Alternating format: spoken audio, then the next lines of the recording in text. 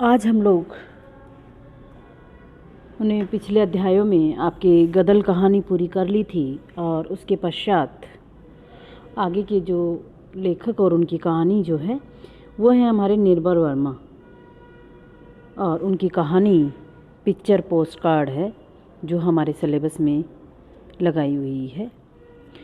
तो हम लोग कहानी की शुरुआत करने से पहले थोड़ा सा निर्मल वर्मा का लेखक परिचय या उनकी विचारधारा को देखने की कोशिश करेंगे कि किस मिजाज के लेखक थे, किस तरह जो हैं उनके साथ परिस्थितियाँ और उनका साहित्य किस प्रकार का है, इसके बारे में हम लोग आज देखने की कोशिश करेंगे। निर्मल वर्मा का जन्म 1929 में हुआ था। वे नई कहानी आंदोलन के सर्वाधिक विवादास्पद कहानीकार रहे हैं। क्यों? क्योंकि उन्होंने जो कहानियाँ लिखी हैं वो मानव मन, आधुनिक युग में मानव मन की चलने वाले अस्थिर प्रवृत्तियाँ और अस्थिर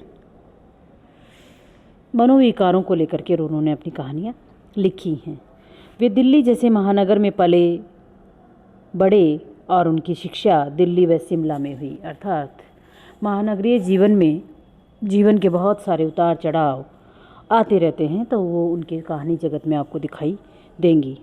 अपने यौवन काल में उन्होंने विदेशी साहित्य का पर्याप्त अध्ययन किया था और विचारधारा से इसलिए वो साम्यवाद की ओर झुक गए थे।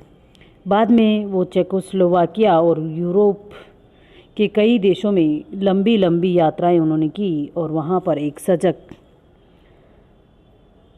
चिंतक व संवेदनशील लेखक के रूप में अपनी उन्होंने पहचान बनाई। ये एक संयोग ही था कि निर्मल वर्मा के वामपंथी होने के कारण और दीर्घ काल तक, लंबे समय तक विदेशों में रहने के कारण उनको हिंदी में पर्याप्त सम्मान मिला। सन 1957 में हंस के अर्धवार्षिक अंक में उनकी पहली कहानी संग्रह उनका परिंदे छपा, तो जैसे वे हिंदी के क्षितिज पर अर्थात हिंदी कहानी जगत पर वो अपनी मूल स्थान के साथ आ गए थे। किंतु कालांतर में धीरे धीरे उन्होंने न केवल साम्यवाद को छोड़ दिया बल्कि वे साम्यवाद के विरोधी भी हो गए। अर्थात वास्तविक जगत में जीवन के अनुभवों के साथ जब उन्होंने इस साम्यवाद को सबल नहीं पाया तो वो साम्यवाद के क्या हो गए? विरोधी हो गए। इसके कारण उनकी काफ़ी तीखी आलोचना भी हुई साम्यवादी लेखकों के द्वारा।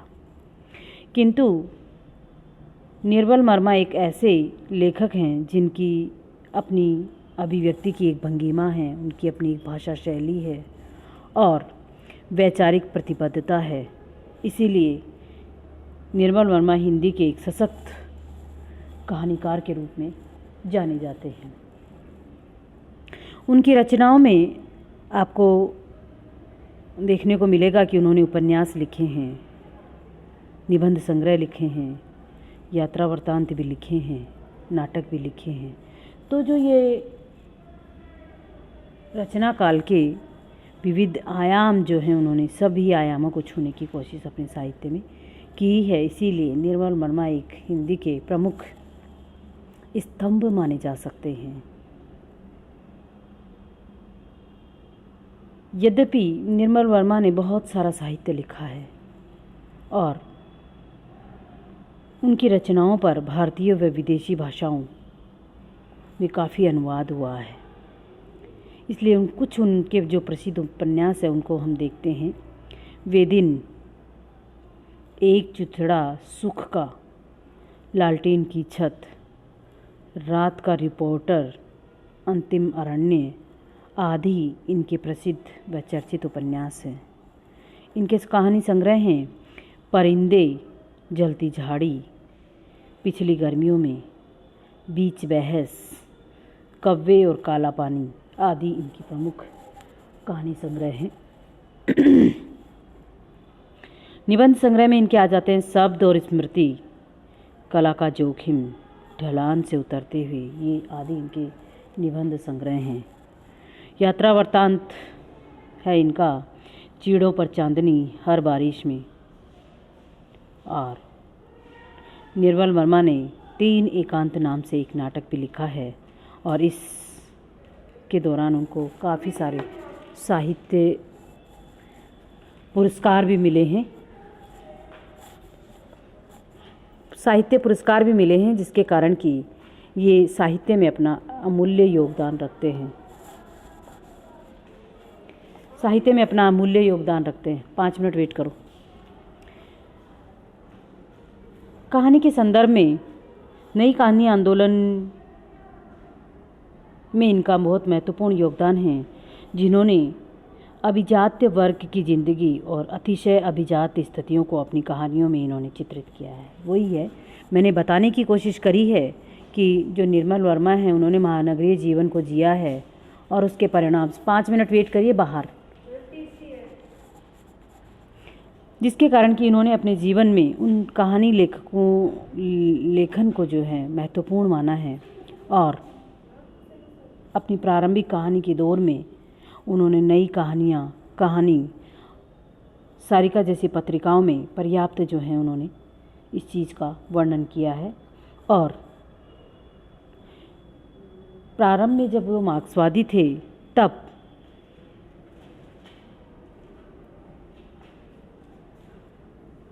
ऐसी कहानियाँ लिखते थे कि उनमें उनके वैचारिक आग्रह प्रकट नहीं हुई, किंतु जैसे जैसे उन्होंने अपनी कहानियों में अभिजात्य वर्ग को शामिल किया है या संपन्न वर्ग को शामिल किया है या उसकी स्थितियों को सुनने समेटने की कोशिश करी है, तब जाकर के और उनकी कहानियाँ जो हैं शिक्षित और प्रबुद्ध होते हुए भी हताश और अवसाद में डूबे हुए स्थितियों का चित्रण करती हैं।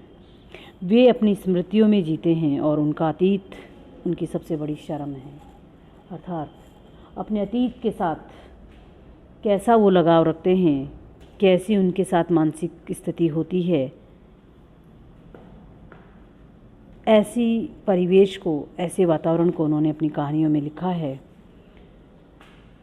उनकी कहानी की प्रमुख स्थितियां हैं कि किसी भी त्रासदी को वे अपनी हताश और निराशा के कारण को समझने का प्रयास नहीं करते, बल्कि स्वयं को पीड़ा देने में सुख का अनुभव करते हैं। निर्मल वर्मा ने अनेक कहानियाँ विदेशी पृष्ठभूमि पर भी लिखी हैं, लेकिन लंदन की एक रात को छोड़कर एक भी कहानी ऐसी नहीं है जो उनके इस चीज़ को जो है स्पष्ट कर सके। इसलिए वो कहानियाँ पाठक को नहीं बांधती हैं और जो कहानियाँ हैं वो पाठक को नहीं बांधती हैं। ये मनस्थितियाँ असामान्य मन की जो है मनस्थितियाँ हैं और इन मनस्थितियों में भी उनके पात्रों की अधिकता अतीत जीवी है, अर्थात अतीत को लेकर के वो खूब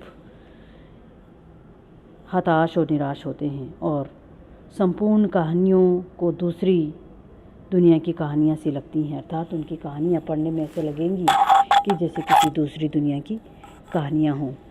इसीलिए निर्मल वर्मा ने अपने उस समय के अनुकूल महानगरीय जीवन की जो घोर हताश जीवन और निराशा से भरा हुआ जीवन है उसको उकेरने की अपनी कहानियों में कोशिश करी है।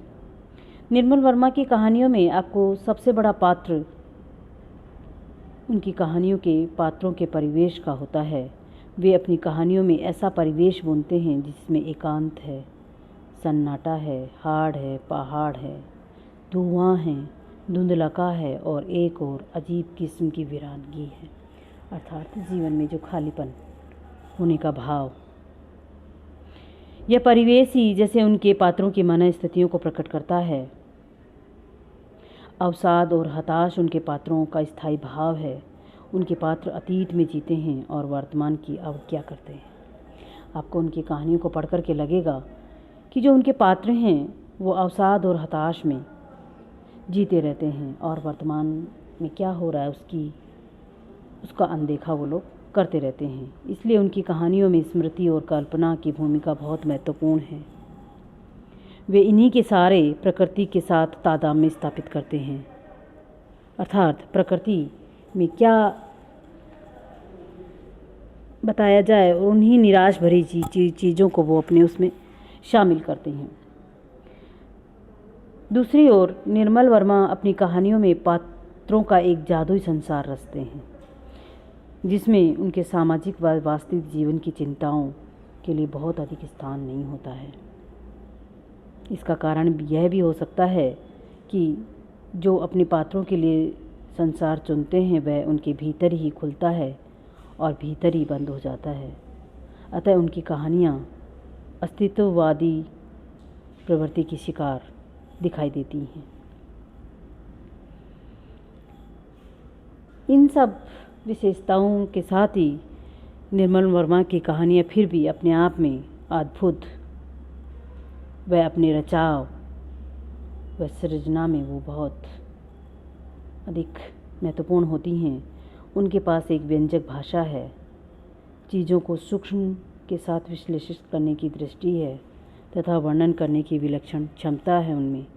इसलिए सारे विरोधों के बावजूद भी इन सब विरोधों के बावजूद भी निर्मल वर्मा हिंदी के एक महत्वपूर्ण कहानीकार हैं। फिर भी उनकी कहानियाँ पढ़ी जाती हैं, पसंद की जाती हैं और साहित्य में तो वो अपना अमूल्य योगदान रखते ही हैं।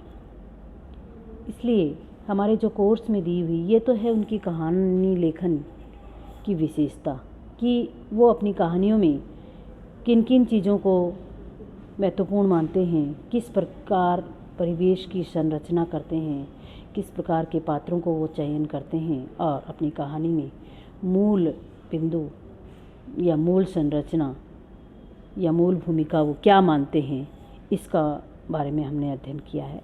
और यही उनकी कहानी लेखन की क्या हैं विशेषताएं भी हैं कि उन पर मार्क्सवाद का प्रभाव होते हुए भी वो अस्तित्ववादी जीवन को स्वीकारते हैं, एकांत को स्वीकारते हैं। उनकी कहानियों में एक अजीब सी वीरानगी है, इस चीज़ को वो दिखाने की कोशिश करते हैं, जो कि महानगरी जीवन में व्यक्ति के जीवन सब कुछ भीड़ भाड़ होते हुए भी, सब कुछ संसाधन होते हुए भी व्यक्ति भीतर से एक अकेलापन, खोखलापन जो उसके भीतर उसको कचोटता रहता है या उसको परेशान करता रहता है, उस चीज़ की ओर उन्होंने समाज का ध्यान आकृष्ट करने की कोशिश करी है। इसलिए कहानी लेखन में उनका स्थान अमूल्य है। कहानी पिक्चर पोस्ट कार्ड के बारे में हम लोग कल अध्ययन करेंगे।